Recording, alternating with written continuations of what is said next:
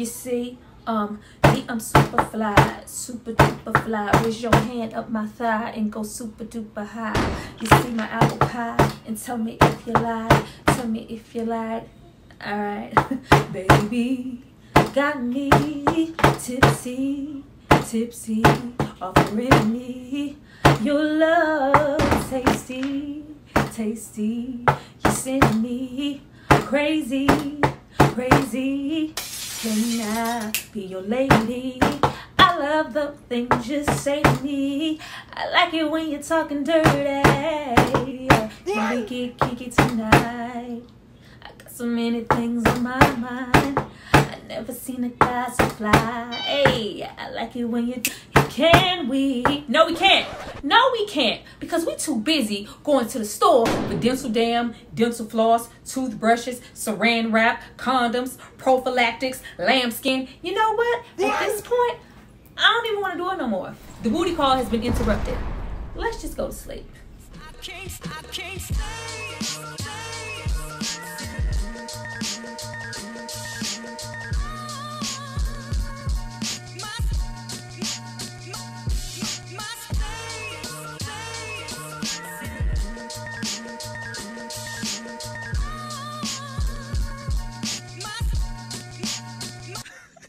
Guys, welcome back to my channel. It's Tyra here with another struggle review, here to discuss Booty Call. Now, this movie is from 1997 and it stars Jamie Foxx and Tommy Davidson. Now, before we get into all things, you got to lick it before you kick it.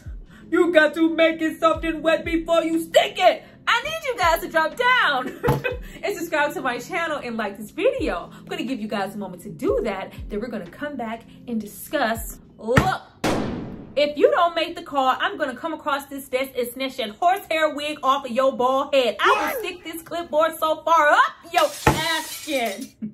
Rashad asking? Nigga, you Rashad? Go back.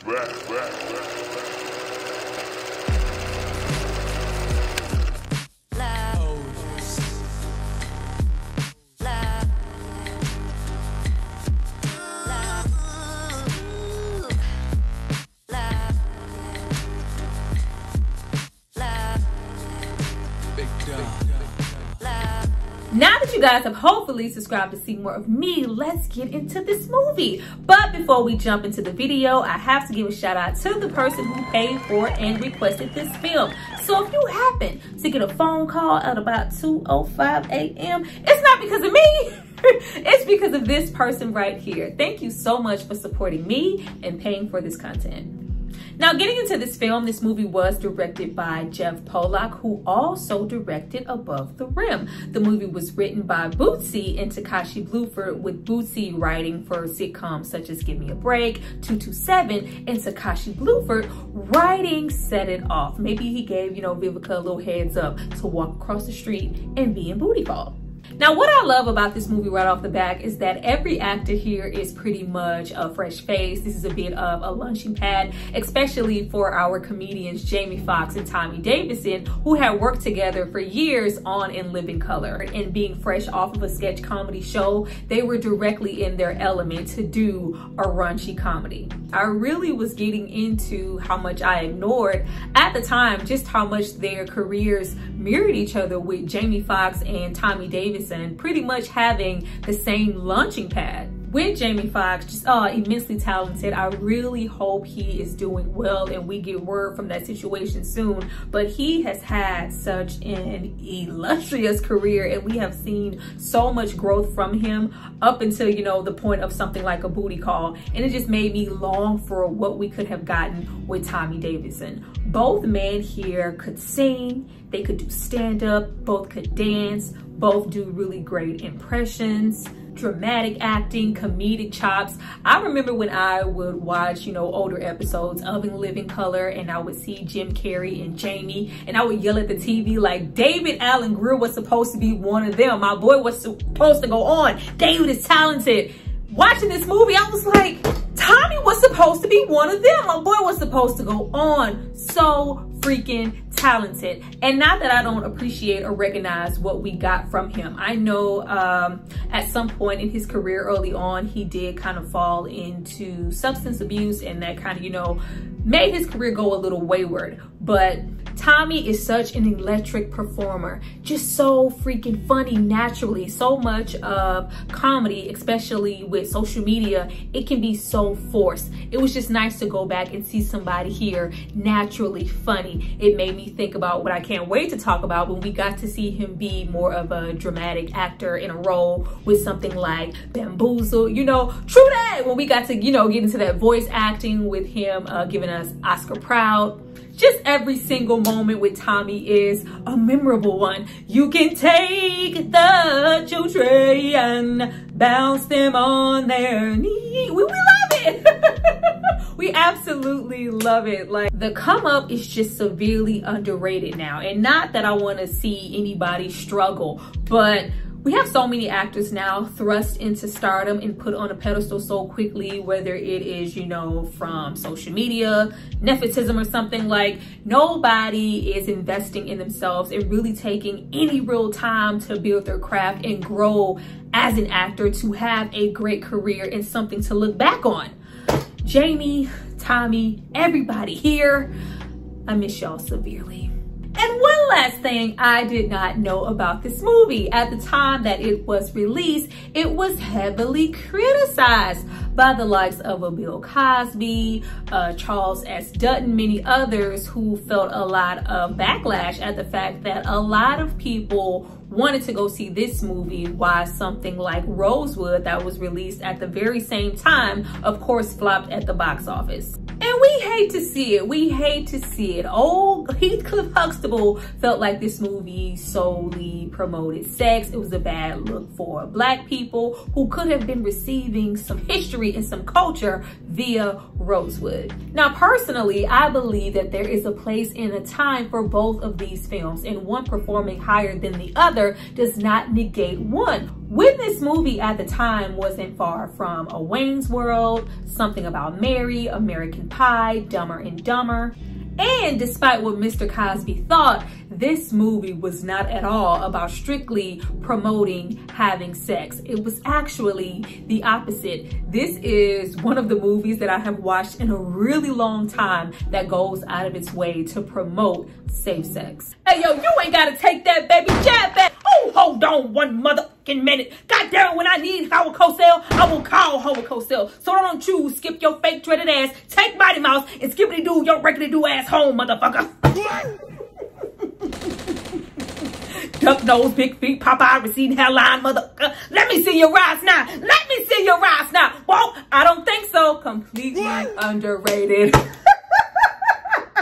You better run, baby. You got a greyhound on your back. Now we start off being introduced to best friends Rashad and Bunz, who are gearing up for tonight's double dates. Meanwhile, they couldn't have different approaches to women. Rashad prioritizes his woman and commitment and has been in a relationship with Nikki for almost 3 months. He's considerate, patient, and a gentleman. Now, though Rashad would love to take his relationship with Nikki to the next level, he is extremely understanding at the fact that she just isn't ready for that, and he's willing to wait for her, believing that she's worth it.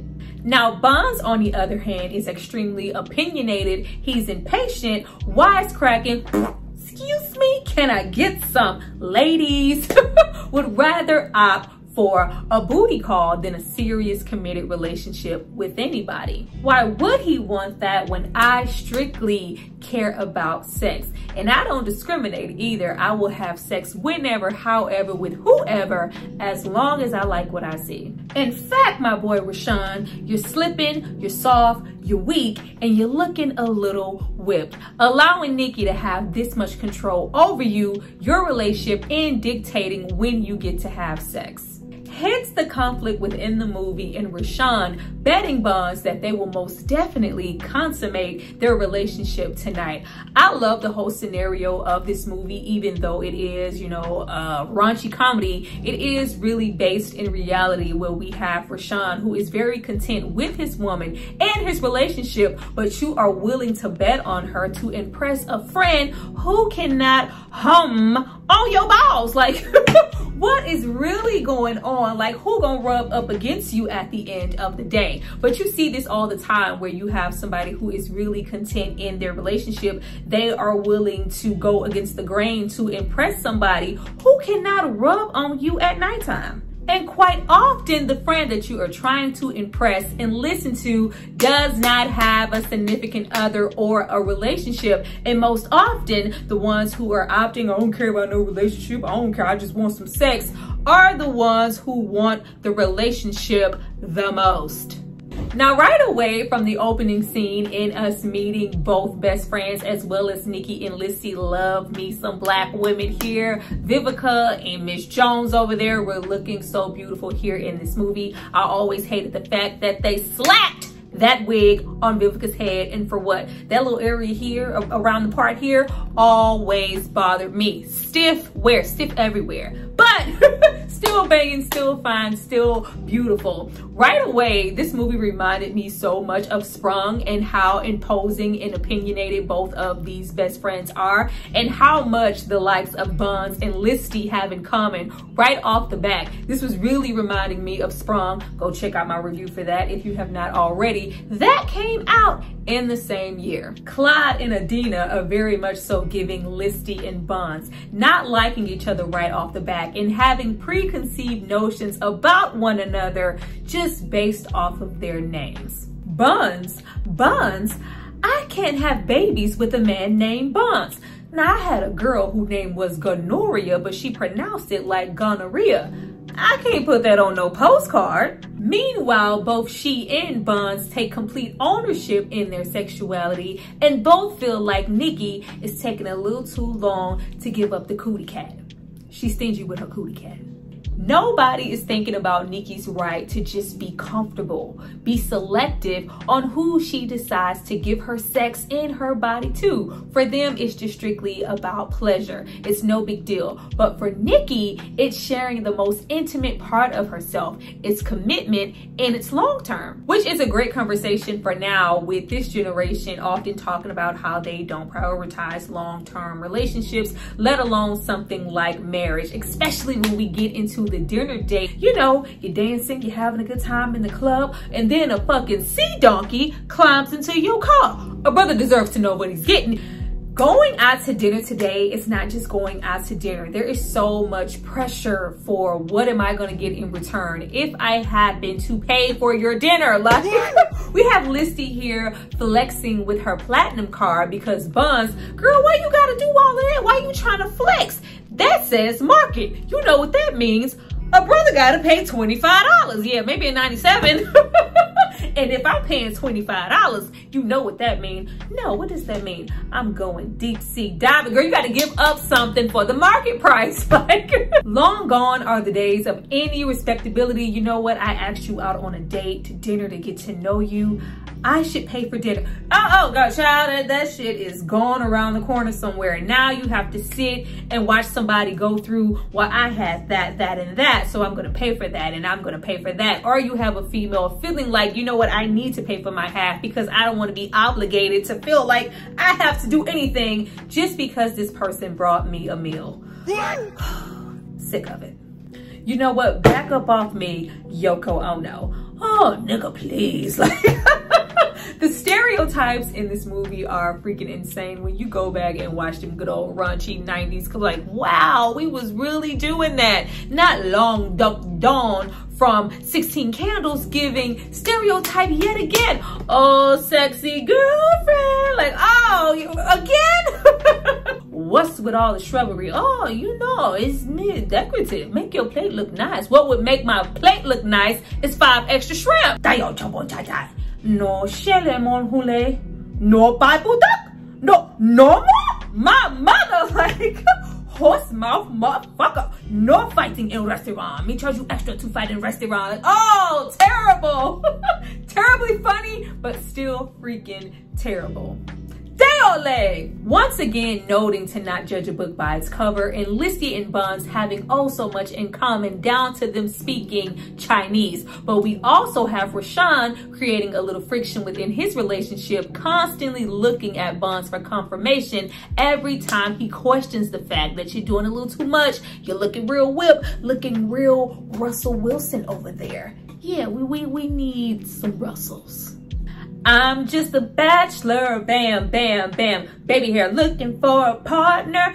Secret espionage, silky baby hair mustache. Someone who knows how to ride. White shirt, blue jeans, abs, without even falling off. Work it, bam, bam, rock the bull. Y'all saw the video. Plain cool. I really did not like the fact that we have so many jokes here, mostly via Bunz, about Tamala Jones' character, you know, not really having any cleavage, not being particularly endowed in that area. She has went on record multiple times talking about her breast enhancement surgery and how much she regrets it. You know, everybody does not get blessed twice. You know, up here is given, when you're good to mama, mama's good to you. But in the back, child, it said, the Krusty Krab pizza is the pizza pasta. Child, no ass. Now, after we get some passionate dancing from Tommy Davidson's ass in the club, don't blame it on the sunshine. Don't blame it on the moonlight. Don't blame it on the child. I love when he dances. The agenda is real and still the same. You said you were gonna mount that ass before the night was over with. Time is ticking. When are we gonna get there? Nikki's whole objective for the date was to not sleep with Rashawn because she wasn't ready. After a little session of footsies underneath the dinner table, like, why they had to make Jamie feet look like that? You could catch a salmon swimming upstream with them damn eagle claws. Get them damn feet off of me. Absolutely funny. I love that we have all this bickering between him and Listy, but soon as he finds out, oh, do I smell a whore? No, I'm not a whore. I just don't toy with my sexuality as some people do. Thanks to Killer licking a little ass and a little feet, it is on and popping. Like, I love how gears switch so quickly with Listy's opinion on Bunz. Like, I don't trust him as far as I can throw him, but when it comes to me getting my needs met sexually, if he can do that, oh boy, come on across the street. I live across the hall. This is around the time that Nikki started to get on my damn nerves. You know, when you had that one friend in the friends group who is just the ultimate cock blocker, you know, Nikki, the whole Babylon, you know who I'm talking about. Like, she wanted so badly to not have sex that she was willing to impose her views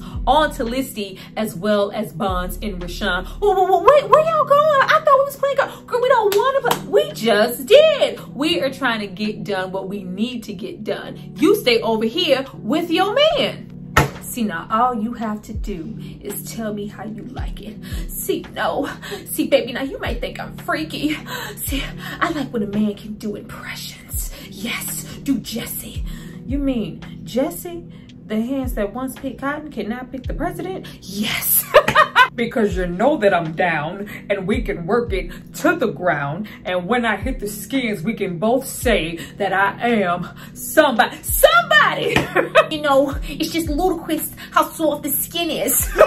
It reminds me of this leather player gloves I had. I would like to take my time while I'm knocking the boots down. Stargate 127. I am without contraceptive, so please leave me the f alone. I have a dream that all the rough places will be laid smooth and all the crooked places laid straight. And when I get done, I can look on top of that voluptuous woman and say, what you gonna say? I'll wax that ass, I'll wax that ass. Good Lord Almighty, I'll wax that ass. First of all, I know you are not over there about to have unprotected sex with Dr. Martin Luther King Jr. Girl, you better get yourself a condom.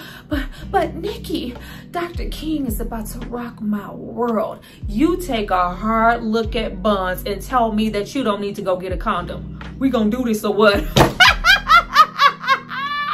Now, though Nikki was imposing her own views onto her friend when she decided I do want to have sex with Rashawn as long as it's protected and you have a condom, Killer the dog needed to be killed because why you chewing on the condom? Get your little ass over there. We also are having an open dialogue about safe sex and what it really looks like, even though this is a raunchy comedy. Listy and Bunz cannot stand each other, the bickering, the disdain, even though they are attracted to each other and have that sexual liberation in common. Be that as it may, liberated or not, they were so eager to have unprotected sex with each other, even though both of them state on a regular that they do have multiple sex partners all the time. And if you're unprotected with me, who else are you unprotected with? Nikki was being disruptive and doing the most because she cared about her health as well as her friends. So often now in movies, we go out of our way to display nobody having protected sex as if, you know, the likes of HIV, AIDS, STDs, unwanted pregnancies do not no longer exist. It's a crime now within movies and television to show someone taking out the time to mention and put on a condom. Whereas here we have a woman making her man go on the adventures of contraceptives just to have sex with her. I love how comedic yet informative this movie is all at the same time. Once we have Rashawn go out the first time to get some condoms and he goes to, you know, the Chinese store to get them and they just happen to be lambskin, and you have Nikki reading them, you know, hey, these are lambskin. They, you know, protect from pregnancy, but these don't protect, you know, from STDs and the HIV virus. Like, I need you to go get some latex. I didn't know anything about anybody's lambskin before I watched this movie. I just honestly did not know. Or even in that moment when he says, you know, I'm grade A, you know, clean as a bell. I ain't with nobody else, but we don't need that. Like, we're good. And it's just like, no, go get some latex. How many times have you heard, you know, girl, I'm clean. Boy, I'm clean. I don't get down like that. I ain't with nobody with you. I ain't even talking to no other niggas. Then you wake up and you're itching and you're burning. Don't do it. I love how the adventures in condoms came with a different stereotype with each store that we went to. Hey, you know, you get 12 pack for $38. Yo, man, I ain't got 12 to put that on. Like, Bunz, disgusting. Yo, Bunz, let me give you some more condoms. See, no. See, I just wash this one out and use it again. Recycle, baby. Nasty. Yo, later on, I get to dip that soy sauce. Just completely disgusting, but we were willing to sleep with Bunz without any freaking protection. The stereotypes were rolling. You got to lick it before you stick it. The I love Islam mugs, the turbans, the whole like, oh child, we have came such a long way. But once we get those latex, it's like, oh, it is on and popping. Side note, Bunz and Listy take longer to stick it than I have ever seen. Like, all that grinding and the nudity and the riding. I'm like, what is she riding and grinding on if they're not having sex? Like, stick it in. I'm impatient. I'm sorry. I always felt like their scenes were going on forever and they were so far along as far as intercourse than Rashawn and Nikki, who was able to stop him, you know, read things. She was able to change her, you know, lingerie. Whereas we had like, they were booty bone naked before she made the first phone call. Like, how long do we take to stick it in? I'm just saying. But once we have those condoms, everything seems okay. Tempo slow, lights down low. Let me take you to a place where only love grooves go. Bam! Step into my territory, okay? The tempo and the vibes were set. And this is around the time that I started side-eyeing Nikki and myself as a person. Growing up watching this film, even as an adult, I would love to know who uses dental dam or, you know, saran wrap to give head. I am just curious. Who uses protection to give head? Now, not that I am oblivious to the fact that you can contract STDs around this area. Like, what is this? Is that a bum bump on your lip? Back up. All those, you know, good things. But it was like, yeah, you got to put this around my pelvic area and, you know, get a little, what the hell am I supposed to get some dental dam at this time? There is some saran wrap in the kitchen. Like, I am very curious to know. Leave a comment down below. It's because I have never told anybody to roll up on some dental dam. I'm tired. I have to go out again to get some dental dam. Damn. Outside of all the racial exchanges between the likes of Bunz and the two attendants at the store, we get to see one of the greatest to ever do it. Glad rap at 2 in the morning, son. Sound like you thinking about eating a little bit more than a sandwich, boy. Love me some Bernie Mac. Bernie Mac was, you know, making hella cameos in the 90s with these small 2-bit roles, once again, building up that repertoire as an actor and the, you know, the craft and all that really good stuff. Just really great little puns here from him. Rub it on them. Get on your knees. Oh, you want me to rub it? You want me to bite it? You bite it. You filthy fucking like, oh, you know, I think my nipples just got hard. Yo, Judge, we gonna do this or what? You are about to fornicate right along with me. It was very much given what we call drugs at 74B Baptist Church. We call it sin. Well, around here, between Lawton and Weston, we call this here a little 20-twin. Wow, nigga. But also with us getting back into Nikki and her hiccup as far as Rashawn, she truly wasn't yet comfortable within their commitment to each other to have sex with him. And this transferred into her being nervous, continuing to send him out for multiple things because she was scared. But instead of saying that, she tried to still have control over their dynamic by constantly finding a problem. Rashawn, you were supposed to wrap this around my pelvic area. Like, once again, an infamous scene from this. Like, I love the fact that they were getting some ass. The agenda was ass. I don't care that we almost died and got shot at in this corner store. I'm still trying to get some. Oh, yeah, I'm gonna wrap. Like, you gonna wrap. Why would you wrap your face? I love Nikki really sounding off as the Surgeon General within this movie, whereas you have the likes of Lysterine, Bunz, or Rashawn not really knowing all that much about safe sex. We don't know, you know, anything about lambskin, so we go ahead and buy them, and they don't protect from every single thing outside of pregnancy. We're getting into the latex, but we don't know to, you know, maybe grab a little dental dam and then a little saran wrap if we want to give head. Outside of that, we think that we need to wrap saran wrap around our entire body along with our face. Hilarious. Like, Tommy Davidson in that physical comedy will never ever go out of style. Like, it is just so freaking brilliant. He's already on the thinner side, so him welling around like a wet fish on land, throwing his body wrapped in that saran wrap would never not be funny. Then of course you gotta have Jamie come in, help me out. help me. What? Bam. Mother, was you gonna wait for me to turn into a butterfly? I still got enough time to make my booty call. In the midst of Rashawn going home and Nikki becoming familiar with this bet that he was gonna get some before the night was over with, we see what has been holding Rashawn back, as well as Nikki from actually giving in and having safe sex or not with her boyfriend.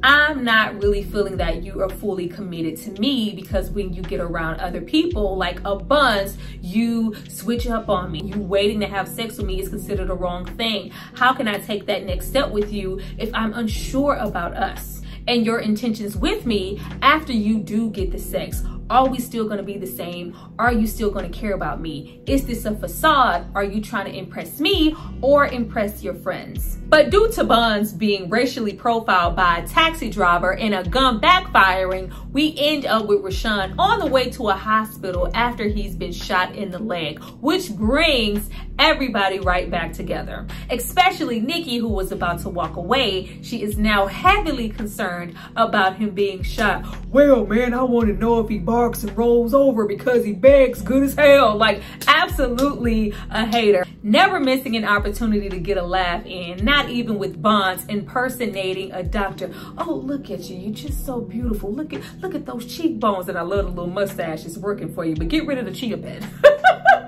Look, you and your mama gonna have to wait behind the yellow line. Yo, mama. Yeah, you and your motherfucking mama. Like, absolutely funny. Bunz delivering a baby, Rashawn out of nowhere being switched with another patient who is being castrated. Even the conversation that we get into with Nikki and Lysterine, because they're only good for one thing. I mean, check out a brother like Bunz. But yeah, but you just slept with Bunz. That's right, because they're only good for one thing. Even down to Bunz finally getting some from Lysterine. I'm like, oh, well, did we not have sex in all this time? In the midst of looking for Rashawn, still map out 5 minutes to have sex. And I'm gonna cut it down to 5 minutes because it was merely 5 seconds. I hope you ready to go all night long because I got stamina. Really? The whole thing with, you know, no glove, no love, like that whole freaking like latex glove, like a latex condom and a latex rubber glove, 2 different things. Oh, we not about to rip up my coochie for 2 seconds of peen. When I tell you them thrusts look mighty dry, it was giving painful. I could have rolled around in her coochie longer than that. Like all of this talk that Bunz have been giving out the entirety of the movie of how good he is in bed, how long he can last, you know, how endowed he is, to only go for 5 seconds. Cause you know, it's only 2 inches from the ground. Like, oh, but credit where credit is due, Bunz was holding there for a long time because girl, how many times did y'all sit us out? Like, I got mine, I needed you to get yours earlier. But in the end, we do have Rashawn come out unscathed. You know, we swiped off a little hair, but he has all of his bits and pieces. Does he still have his woman? Yes, he does. At that time, he realizes what Nikki really wants from him in his sacrifice. Be who you are with me in front of everybody else. Show your affection for me regardless of who you're around. Yeah, what's up, nigga? Don't give me that. Be the Rashawn that I know and love. At which Rashawn shows Bunz his popcorn shrimp. Yo, man, it looked like a doorstopper. Dang, I wouldn't talk if I was you. At least Rashawn in his popcorn shrimp is gonna last more than 5 seconds. But it doesn't really matter. We have Listy end off getting the kinky sex that she has wanted all night in hopes that Bunz will last a little longer. And we also have Rashawn and Nikki consummate their relationship in the happiest way on their own time. We all get what we want, even if it's not just the booty call. Well, you guys, that was my review for a booty call. I hope you enjoyed it. If you did, please drop down and tell me so. Reciprocate this love. Don't be a booty call. Show up every single time I need you. Please be sure to comment, share, like, all that good stuff. Comment twice if you need to. Don't be out there picking up dental dam when you're supposed to be commenting on my video. I'll see you guys next time for my next movie review. Bye.